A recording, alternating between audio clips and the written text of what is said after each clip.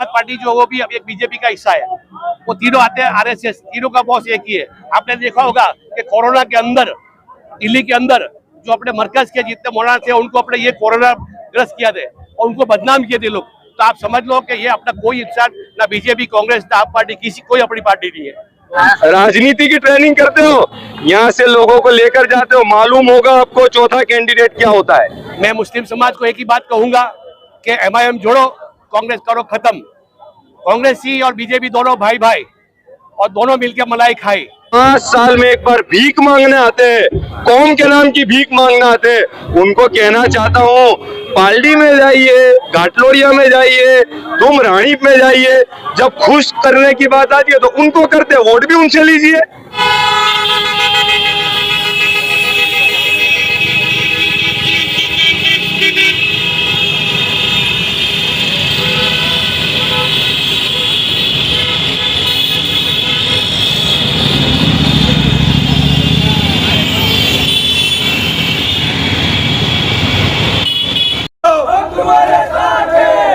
तुम आगे बढ़ो, हम तुम्हारे साथ हैं। एमआईएम जिंदाबाद, एमआईएम जिंदाबाद।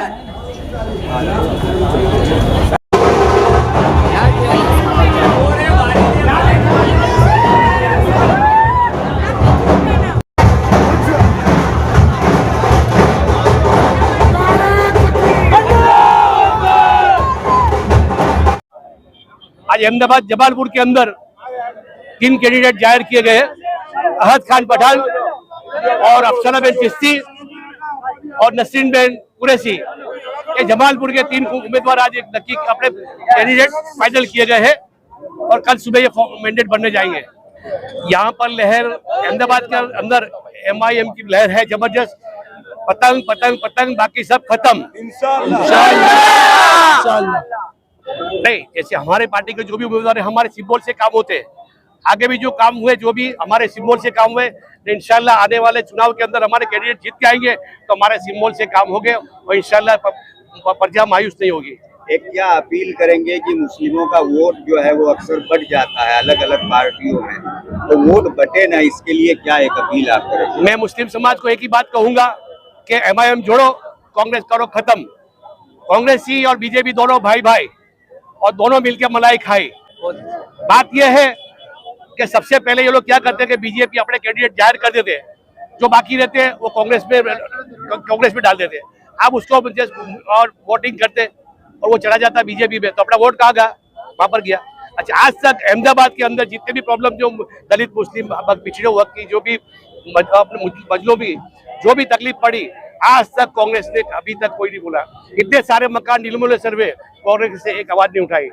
अब जैसे ऐसा नहीं है कि खाली मुस्लिमों के मकान डिमोले सर्वे, आप जाकर देखो ईशनपुर ब्रिज आप चढ़ते, लेफ्ट साइड में कम से कम 3000 मकान हिंदुओं के तोड़ दिए गए। नरोला साइड उधर भी मकान कितने, लगभग 1200-1500 मकान तोड़ दिए गए। चंडोला का पूरा बस्ती साफ कर दी गई। बटवा के अंदर ये सरखेज के अंदर मुस्लिमों की बस्ती साफ कर दी। ये बीजेपी किसी की नहीं है, ना हिंदू की ना मुसलमान की। हम सबकी आवाज बनेंगे, सबकी आवाज बन के उभरेंगे। कॉर्पोरेशन के अंदर कम से कम हम लोग को ज्यादा से ज्यादा छुटा कर लाएंगे और विपक्ष के अंदर बैठेंगे और सबकी आवाज बनेंगे इंशाल्लाह। अलावा एक आम आदमी पार्टी में भी मैदान में है, तो उसके बारे में भी क्या? देखो, आम आदमी पार्टी जो वो भी अब एक बीजेपी का हिस्सा है। वो तीनों आते हैं आरएसएस, तीनों का बॉस एक ही है। आपने देखा होगा कि कोरोना के अंदर दिल्ली के अंदर जो अपने मरकज के जितने मौलाना थे उनको अपने ये कोरोना ग्रस्त किया थे और उनको बदनाम किए थे लोग। तो आप समझ लो कि ये अपना कोई इंसान ना बीजेपी, कांग्रेस, ना आप पार्टी, किसी कोई अपनी पार्टी नहीं है। आप जो भी वोट करो संभल के करो, समझ के करो। अपने मतलब अपने समाज को बचाना हो और अपने तो एमआईएम को वोट करो। और भी सीटों पर नाम जाहिर करना बाकी है, तो कब तक? अभी रात को डिक्लेयर कर देंगे हम लोग, रात को लगभग।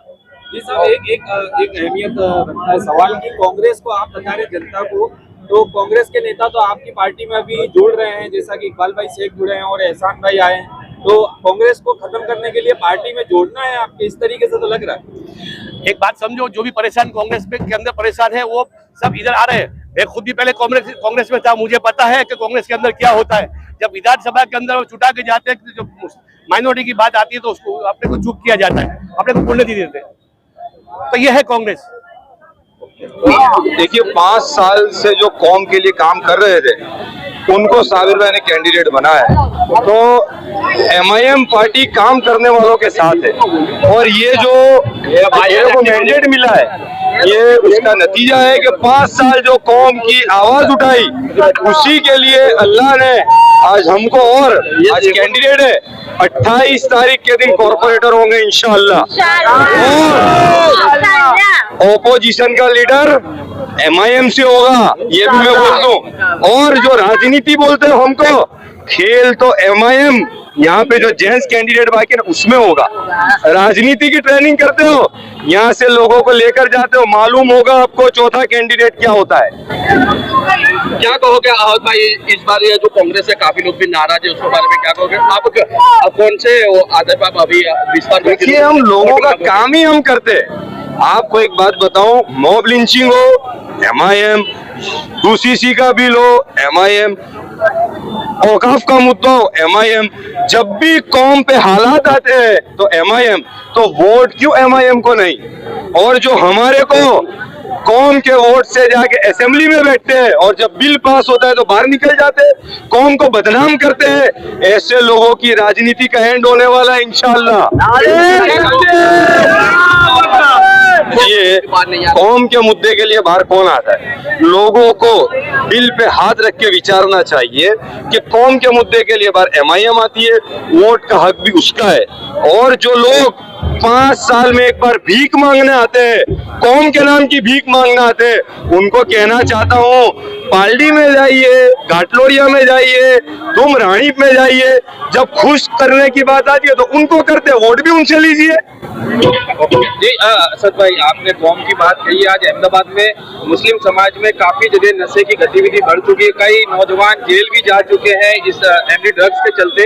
तो आप, आपकी पार्टी और आप, क्योंकि नौजवान हो आप और नौजवानों को काफी उम्मीद है आपसे, तो अगला आपका क्या प्रयास रहेगा समाज को जागरूक करने के लिए? और हम यही कहना चाहते हैं कि जब हम लोग मजबूत होंगे, ऑपोजिशन में आएंगे, असेंबली में कौम के लोगों को भेजेंगे तो हम लोग ज्यादा काम कर पाएंगे। जब तक आप असेंबली में लोगों को नहीं भेजोगे, और तुमने असेंबली में कौन से लोग हैं आज हमारे, एक MLA, वो भी उनको कौम क्या है वही मालूम नहीं है, कौम के इश्यूज मालूम नहीं है, तो ऐसे लोगों को कौम के वोट नहीं डालना चाहिए। जो लोग आपके हैं, आपके लिए जान देने तैयार है, आपके लिए VHP बजरंग दल से आंख में आंख ना के मुकाबला करते हैं, उनको जिताइए। फिर देखते हैं कि मानवता के भक्षक जो रोड पे नाटक करते हैं उनका हिसाब हम करेंगे इंशाल्लाह। तीन ही कैंडिडेटों का नाम डिक्लेयर किया गया, चौथे का नाम डिक्लेयर नहीं किया था, चौथे कैंडिडेट का नाम अब डिक्लेयर करने में आएगा। देखिए राजनीति उनको करते आती है तो राजनीति हमको भी करते आती है, और इंशाअल्लाह जो हमारे कायद बोलते थे सियासत हमारे घर की लौंडी है, हम उसके गुलाम नहीं। इनको कैंडिडेट का मालूम हो जाएगा, चौथा कैंडिडेट, ये जो खेल खेलने गए थे इनको बहुत जल्द मालूम होगा कैंडिडेट कौन है। मेरा नाम कुरैशी नसरीन बानो है और अल्हम्दुलिल्लाह नीम की पार्टी ने जो हम पर भरोसा करके ये हमें टिकट दी है, खड़े किए हैं, तो हम पूरी कुरैश जमात की तरफ से शुक्रिया करना चाहेंगे। और इंशाअल्लाह हमारे ओवैसी साहब जो काम कर रहे हैं, बहुत ज़्यादा काम कर रहे हैं कि हमारी कौम के लिए, हमारी समाज के लिए, तो इंशाअल्लाह हम भी इनके साथ मिलकर इस काम को आगे बढ़ाएंगे, हमारी कौम को आगे बढ़ाएंगे और ध्यान ज़्यादा काम पे देंगे। और जो भरोसा किया है इंशाअल्लाह हम पूरी मेहनत से इसको आगे बढ़ाएंगे। ऐसे मुद्दे जब मुस्लिम औरतों को लगातार परेशान किया जा रहा हो, ऐसे में एक मुस्लिम पार्टी की कितनी जरूरत महसूस आप करती हैं? जी बहुत ज़्यादा ज़रूरत है, क्योंकि हमारी कौम में सबसे कमी एजुकेशन की कमी है, बिजनेस की कमी है। तो इंशाअल्लाह इस मुद्दे को भी हम आगे बढ़ाएंगे। हमारी कौम को हम कहेंगे कि आप अपना एजुकेशन बढ़ाएं, अपना बिजनेस बढ़ाएं। इंशाअल्लाह हमें बहुत ज़रूरत है, हमारी स्कूलें हो, हमारे हॉस्पिटल हो, ये सब हमारा होने की बहुत ज़रूरत है। इंशाअल्लाह इस मुद्दे पर हम काम करेंगे और अल्लाह ताला हमें कामयाबी अता फरमाएगा। अल्हम्दुलिल्लाह, अल्हम्दुलिल्लाह, अल्लाह का बहुत बड़ा एहसान है कि जो आज फिर से साबिर भाई ने मेरे ऊपर विश्वास किया। किया और मेरे को मैंडेट दिया। माशाल्लाह हमने इतना अच्छा काम करा है 5 साल में कि कांग्रेस 70 बरस से आई थी, पर 70 बरस में कांग्रेस ने कुछ काम नहीं किया था। माशाल्लाह हमने गलियां गलियों में जा जाकर रोज यानी हमारे वोटरों से मिल कर आज आप हर एरिया में जाओ, कभी ऐसी हमारे शिकायत नहीं है। और माशाल्लाह हमने इतना अच्छा काम करा है।